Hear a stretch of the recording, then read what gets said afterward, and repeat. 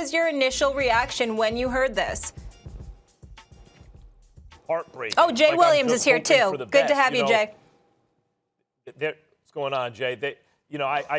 His father, Michael Thompson, who's a two-time NBA champ with the Lakers, backing up Kareem, was the number 1 overall draft pick by Portland, was a 20-12 guy before he got to the Lakers, does LA radio, and I used to work the radio a lot with Michael Thompson.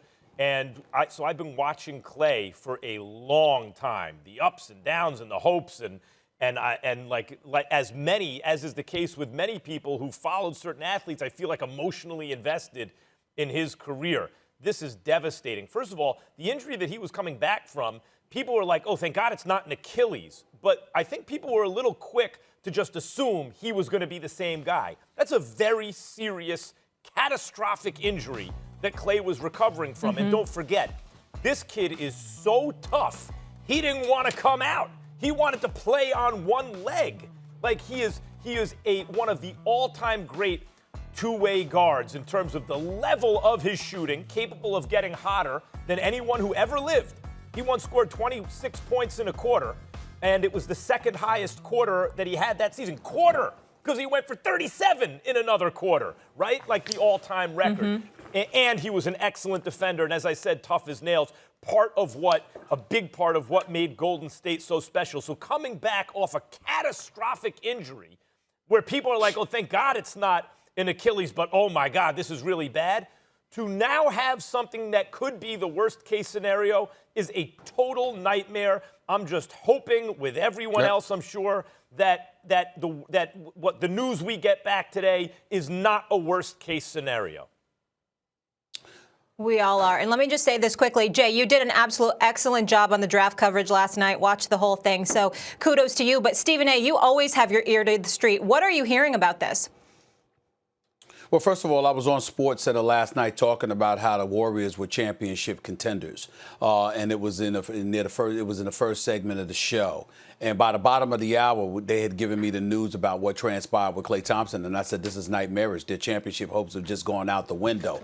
And then immediately after, or not immediately after, but a few hours later that evening, I got word that Klay Thompson, there was movement with his calf muscle, which is supposed to be a good sign that there's nothing torn there. There's an MRI scheduled within the next 30 minutes or so. He's having an MRI, and it will be determined whether or not something has been torn or what have you, and then they'll know definitively. So we should know right around the time of the end of the show whether or not Klay Thompson is going to be gone for a significant period of time based on this injury that he sustained yesterday.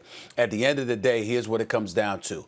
With or without Klay, because of Steph Curry, if you have other bodies that are healthy, the Andrew Wiggins of the world, the James Wiseman, who I think is a good pickup for them, the Draymond Greens of the world, along with what we saw from other guys that were in the lineup for them last year, I think this team can squeeze into the playoffs. But the championship aspirations are out the window. You're not winning a championship without Klay Thompson, just like you're not winning a championship without Steph Curry.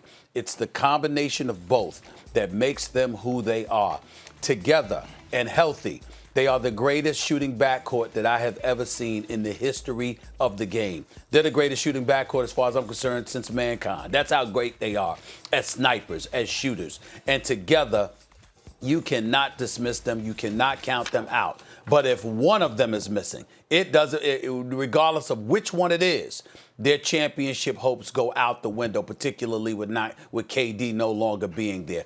That's how significant this blow is. Any championship aspirations that the Golden State Warriors have go right out the window if Klay Thompson can't play. They can make the playoffs. They can squeeze in there. But championship contention, no way. Hey, I even take it a step further. I mean, Andrew Wiggins is still a really good player. But, then you're asking Stephen Curry to do things at a volume rate. And what we've seen is when Steph has to do things and play a lot of minutes every single night, he's been prone to having injuries as well. I mean, look what happened to him this year. Right? So the two go hand in hand together. Do you know that Klay Thompson since 2013-14 has ran the third most miles in the NBA behind only Dame Dollar and LeBron James?